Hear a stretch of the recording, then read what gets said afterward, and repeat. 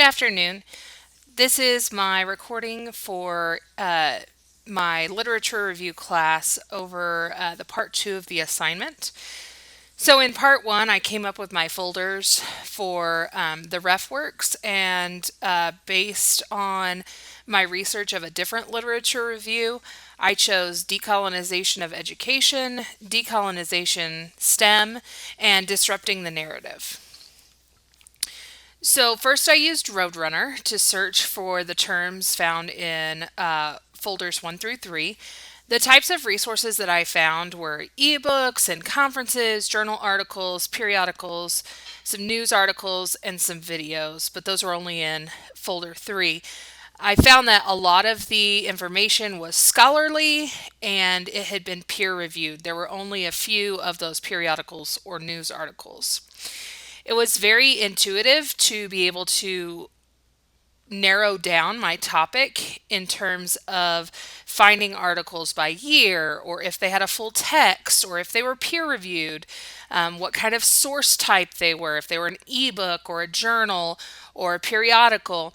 And then you could dig deeper, even further than that, by finding journal titles and subjects and publishers. And so it was a very easy way to narrow down those topics. I also used Google. It's one of my favorite search engines. And the types of sources there were generally not as scholarly. There were blogs and websites. There were some college websites and some college briefs.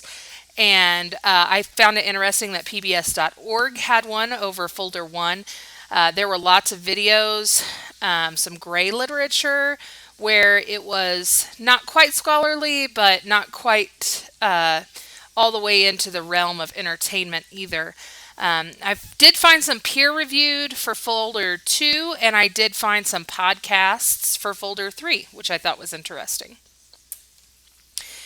As far as the ability to refine inside of Google itself and not Google Scholar, you were able to refine by images, news, videos, and then whether or not the term was verbatim, and then also date.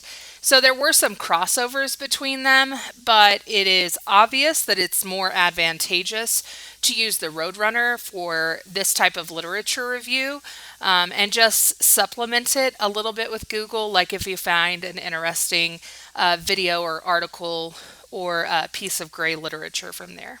So thanks so much.